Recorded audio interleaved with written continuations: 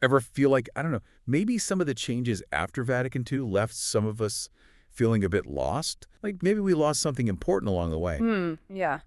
Well, today's deep dive is for you. We're going into Michael Davies' book, Liturgical Time Bombs in Vatican II. Okay. And it's intense. Yeah. He claims the liturgical reforms, they weren't just like updates, but like these calculated steps that pushed faithful Catholics right out of the church. Wow. What's really striking is the language Davies uses, words like destruction even, and time bombs. He's not holding back, is he? He's making a huge statement. It's all rooted in this belief that these changes weren't accidental at all, but like part of some plan. Right, like orchestrated. Yeah. He even argues that those final changes were way more radical, more than what they even presented to the Council Fathers. Davies starts by going into the liturgical movement. Okay. And it sounds, harmless enough, right? Right. Renewing Catholic worship, who's against that. But Davies is saying that this movement, even though it started with good intentions, got hijacked by people with, well, a totally different agenda. Oh, interesting. He points to people like Father Louis Boyer, Yeah. who at first was all for the movement, but later, expressed deep regret, where it all ended up. Like a train going off the rails. Yeah, exactly. Even if it started on the right track, the destination, it's well, it's totally different now. Completely. Yeah. And who does Davies think is the conductor of this crazy train? Ooh. Archbishop Annibale Bugnini. Bugnini. Davies paints him as the mastermind behind all these liturgical time bombs. Yeah. He even highlights how Bugnini's first reform plans, they got rejected by Pope John III. Can you imagine the Pope himself saying nope? Yeah, it's true. Bugnini's schema, that first attempt, that was rejected. But you got to remember, this was a time of massive debate about liturgical reform. Not everyone was, on board with how far they wanted to go. But here's where it gets really interesting, and maybe a little suspicious, if you ask me. Okay. Davies points out that after getting dismissed, by Cardinal Ottaviani for being too progressive, Bugnini was later appointed to an even bigger, more powerful position by Pope Paul VI. Wow. This back and forth with Bugnini, that's huge. It shows you the power struggles, right? The different visions within the church back then. It wasn't just some simple push for reform. It was way more complicated. Oh, it was messy. So we've got this controversial figure at the helm, Bugnini. But what were these time bombs themselves? Right. The actual changes. Yeah. Davies goes into detail about these specific changes. He argues they weren't just little tweaks, but a deliberate dismantling of the whole traditional Roman Rite. For example, he points to them getting rid of, omitting the term transubstantiation in the new liturgy. Ooh, this is a major point for Davies. See, he sees it as they're downplaying this whole Catholic doctrine of the real presence, the belief that the bread and wine actually become the body and blood of Christ. Right. And by taking out the word, he argues, the reformers basically obscured this central teaching, you see. It's like they're hiding it. And it doesn't stop there. No. Davies goes on to critique that whole emphasis on, active participation, arguing it kind of overshadows, that sacramental aspect of the Mass. It's like the focus shifted from this sacred mystery to us. It's important here, though, to understand the context. Davies wrote this back in 2003. So he's reflecting those concerns of a lot of, traditional Catholics who felt like those changes, they kind of minimize the awe, that reverence they associated with the Mass. Yeah, it's like it lost something. Yeah. And for them, it really felt like these changes were pushing the whole Catholic liturgy closer to, Protestant forms of worship. Yeah. Davies even provides this side-by-side comparison, pointing out all these similarities between the new Mass and Protestant communion services. That's interesting. What's really fascinating is that Davies isn't just making these claims, on his own. He brings in other voices, too, like Emsir Klaus Gamber, who argued that the new order of the Mass was so different from that traditional Roman Rite that most of the Council Fathers wouldn't have supported it. Whoa, this is not what we signed up for. It's like Davies is saying, see, it's not just me. Even people inside the church saw how huge these changes were. Exactly. He's building his case, using both his own analysis and what others have said to highlight what he sees as this radical departure from tradition. They went way off course. Yeah. And this leads us to, well, another one of his explosive claims, the abolition of Latin. Oh, yeah. He argues that the Constitution on the Sacred Liturgy, while seeming to support Latin, actually laid the groundwork for its demise. Interesting. Well, Davies digs into the actual language of the text.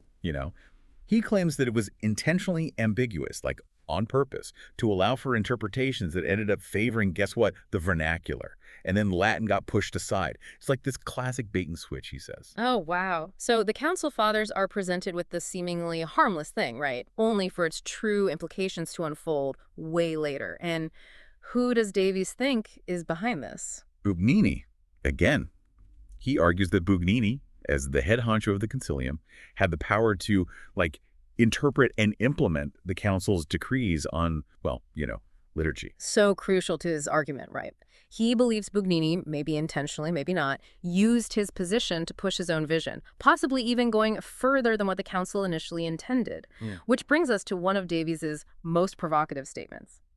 The traditional Roman Rite, with over 1,000 years of history, has been destroyed. Destroy, that's a strong word. Yeah. It doesn't mean, like, literally disappeared. Right.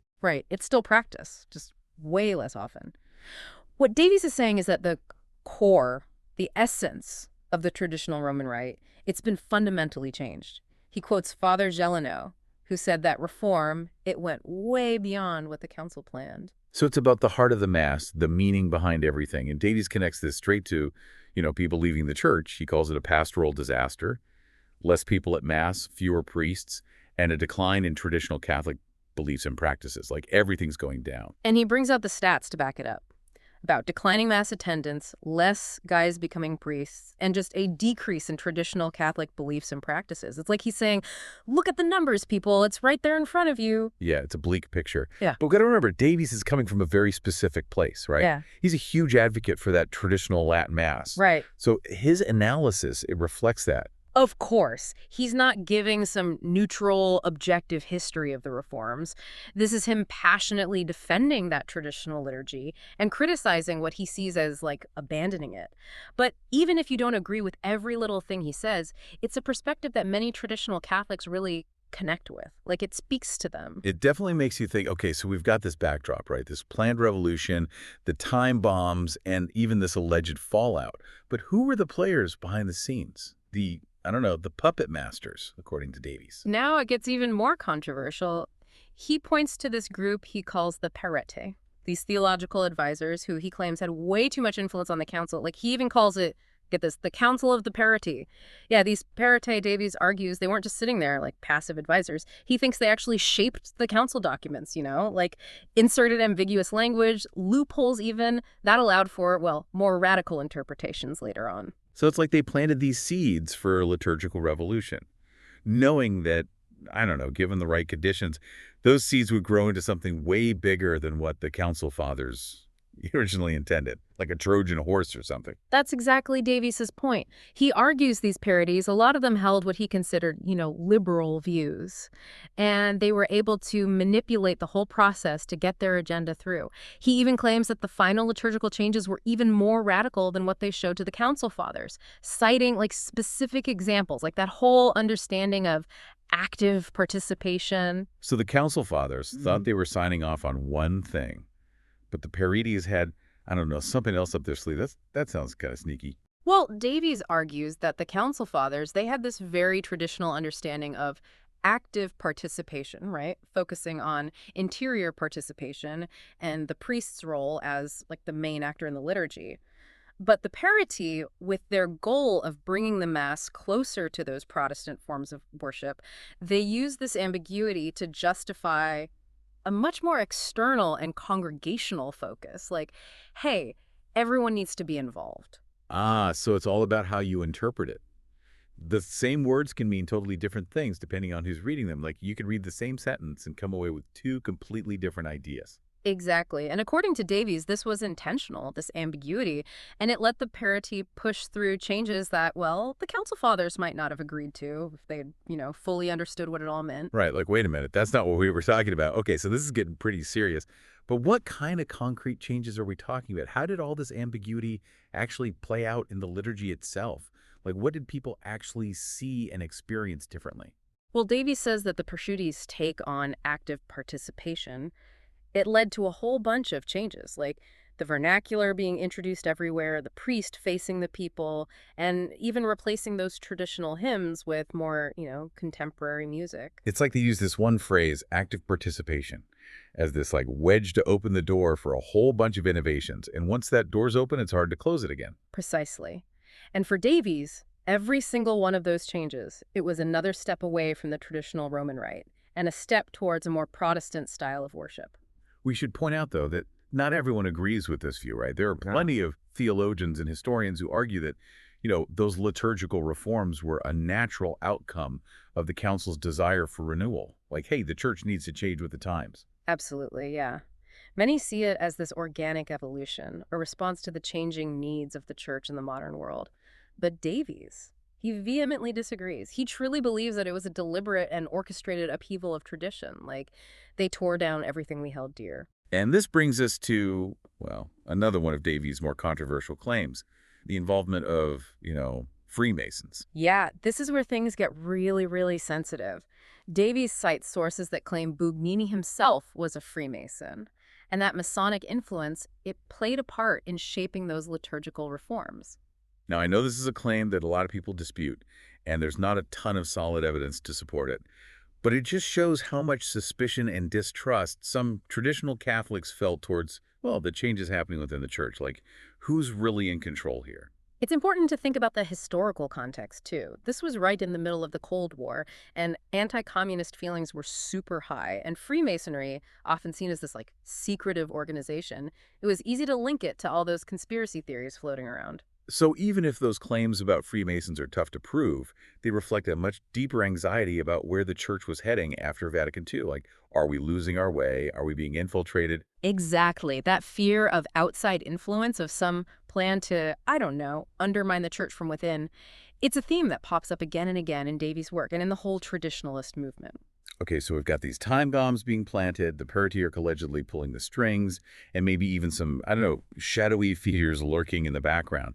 But what about the fallout? What actually happened as a result of these liturgical changes? Like, did people leave the church? Did the faith weaken? This is where Davies's argument gets really interesting, and for a lot of traditional Catholics, really heartbreaking.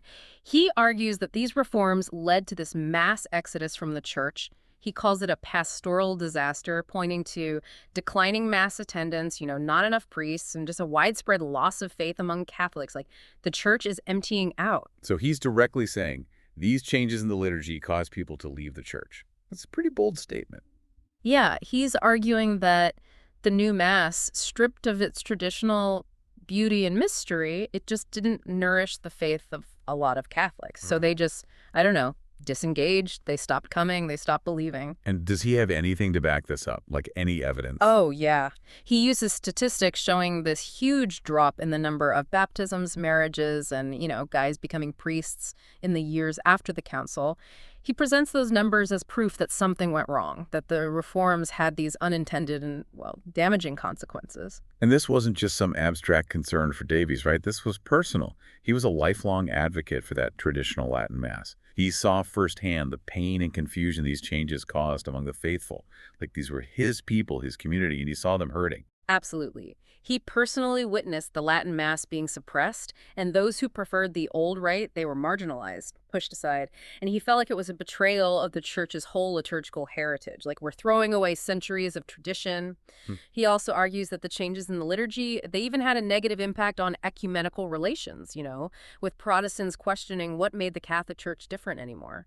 So instead of bringing people together, Davies argues that these changes actually push people further apart, both within the Catholic Church itself and in its relationship with other Christian denominations. It's like the opposite of what they were hoping for. That's his point, yeah. He quotes Anglican Bishop John Moorman, who remarked on how similar the new Mass was to Protestant communion services. And he saw this convergence, this coming together, as a weakening of Catholic identity, like what makes us unique anymore. Davies believed that the reforms, instead of bridging the gap between denominations, they just blurred the lines and caused more confusion. So Davies is painting a pretty bleak picture of the church after Vatican II, a church in crisis, a church that's lost its way. Like, we've gone off course and we need to find our way back. It's one way to put it, yeah. But even with all this critique, Davies does offer a glimmer of hope. He believes that the traditional Latin Mass, which he calls, the Mass that will not die, it holds the key to renewing the church. So for Davies, the solution isn't to abandon tradition, but to go back to it. To find strength and renewal in those ancient roots. Like, let's go back to what worked, to what truly nourished our souls. Exactly. He sees that traditional Latin Mass as this wellspring of authentic Catholic spirituality, a powerful antidote to the liturgical chaos he witnessed. And he believed that by going back to that traditional liturgy, the Church could rediscover its true identity and draw back all those who had left. Like, come back, we found our way again. Okay, so we've covered a ton of ground here. From the liturgical movement to the parati to the aftermath of the reforms. But I know Davies also gets into some very specific changes that he saw as, like, particularly destructive. Can we dive into some of those? Like, what were the things that really bothered him, the things he saw as the most damaging? Absolutely. For Davies, it wasn't just the big picture stuff, the overall direction of the reforms. It was also the specific ways they changed the liturgy. He saw some changes as especially harmful to the faith of Catholics, like they're chipping away at the foundations of our belief. Let's start with, I don't know, that whole thing about removing the tabernacle from its central place in a lot of churches. That seems like, well, pretty big change. It's like moving the centerpiece. Yeah, Davies saw that as like the symbolic shift, like they're downplaying the real presence of Christ in the Eucharist. By moving the tabernacle, off into a side chapel or somewhere less obvious, he felt like the focus was being pulled away from the Blessed Sacrament. He even started this whole campaign against it, right? Yeah. Documenting all these cases where tabernacles were, like, relegated to these hidden corners of the church. Right. It was a powerful image for his concerns. Definitely. For Davies, it wasn't just about how it looked where the tabernacle was. It was about what it meant, about how we understand the Eucharist and that whole importance of the real presence in Catholic belief.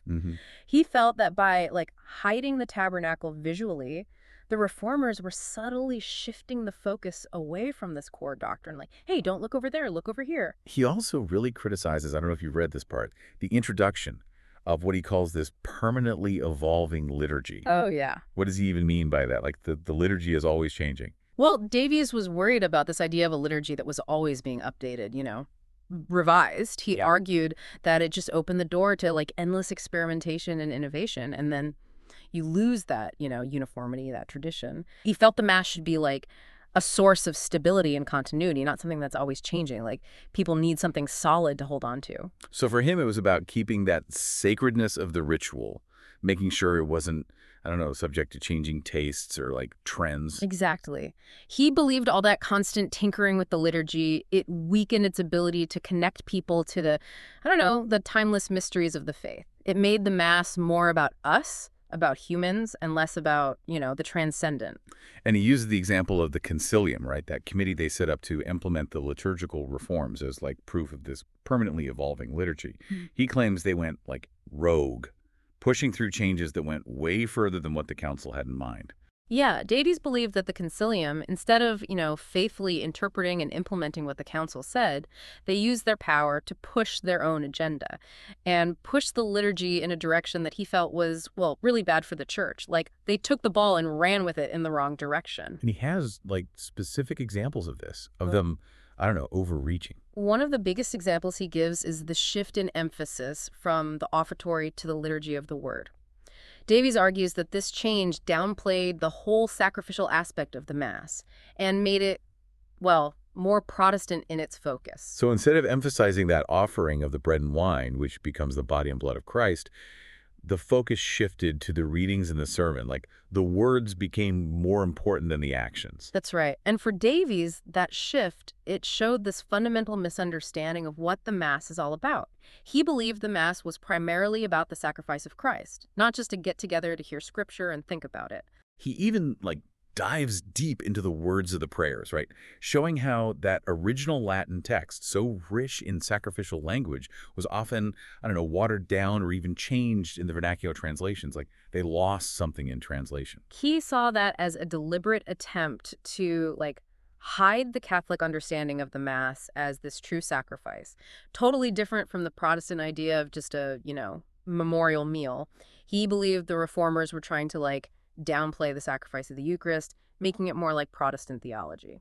So for Davies, it wasn't just about the words themselves, but the theology behind them, what they were expressing, or in his view, not expressing, through those changes. It's like he's saying, hey, they changed the words, which means they changed the meaning. Exactly. And for Davies, those changes, they had these huge theological implications.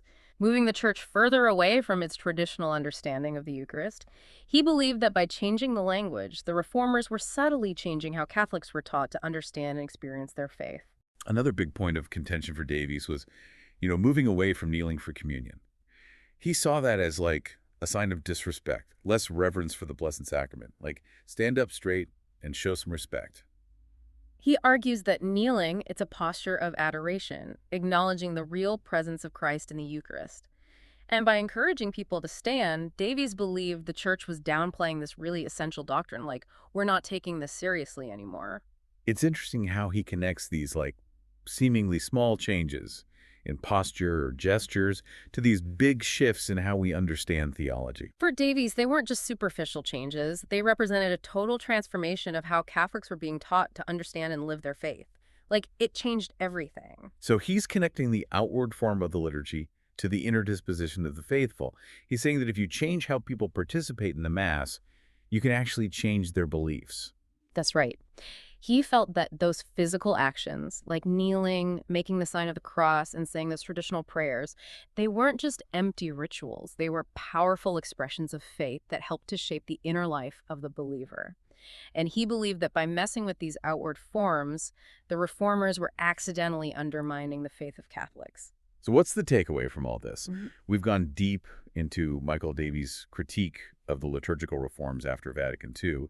He's presented some really challenging and controversial ideas. And it's clear that he believed these changes had a profound impact on the church. Like, they shook things up big time. It's important to remember that Davies' perspective is just that, a perspective. He's not giving us an objective history of the reforms, but a passionate defense of that traditional liturgy and a critique of what he saw as, abandoning it. But his voice is an important one, representing the concerns and worries of a lot of traditional Catholics who felt, lost and even betrayed by these changes. So even if we don't agree with everything Davies says, understanding his perspective is crucial to understanding how much upheaval and division these reforms caused in the church. Absolutely. His work gives us this valuable window into the experience of those who felt like pushed aside and alienated by the changes, and it helps us understand those debates that are still going on today about the nature and purpose of liturgical reform. Like, what are we trying to achieve here, and who are we leaving behind? And even if we don't share all his conclusions, Davies' work makes us think critically about how liturgy and faith are connected, and consider how liturgical changes can really impact the lived experience of believers. It's not just about rules and rituals, it's about how we connect with God. He reminds us that the liturgy isn't just, a bunch of rubrics or rituals, but a living expression of the Church's faith and how it encounters the divine. It's something we should approach with reverence, sensitivity, and a deep understanding of its power to, shape our hearts and minds. Davies might not convince everyone with his arguments, but he definitely makes you think. He makes you wrestle with those complexities of liturgical reform and what it means for the faith of Catholics. It's not a simple issue. And that's a valuable contribution in itself. Even if we disagree with his conclusions, his work pushes us to ask those big questions about the nature of the liturgy, the role of tradition, and how those outward forms and inner faith are connected. These are questions that are still alive and kicking in the church today. And for those who are feeling a bit lost or disillusioned, Davies offers, a message of hope. He reminds us that traditional liturgy, which he so passionately defended, it's still a source of spiritual nourishment and a powerful expression of Catholic faith. It's not dead, it's still alive. He believed that by going back to the roots of our liturgical tradition, we can rediscover that beauty, that mystery, and that transformative power of the Mass. He saw the traditional liturgy as a way back to the heart of the Church, a way to reconnect with the timeless truths of our faith. Like, this is who we are, this is where we came from. So even with all the controversy and critique, Davies leaves us with a sense of possibility. This belief that the liturgy can still be a source of unity, healing, and spiritual renewal. Like, it's not too late to find our way back. And that's a message worth thinking about no matter where we stand on all those debates about the liturgical reforms. We've covered so much in this deep dive, and it's clear that Michael Davies' work is both thought-provoking and challenging. But as we wrap up, I want to turn it back to you, the listener. We want to hear what you think. What really stood out to you in this exploration of Davies' arguments? Do you agree with him? Disagree? And maybe most importantly, how are these liturgical changes still shaping the church today? Like, what's the legacy of all this? These are questions we need to keep asking, even if the answers aren't always easy to find. Thanks for joining us on this journey into the heart of one of the most significant and controversial events in modern Catholic history. It's been quite a ride. Absolutely.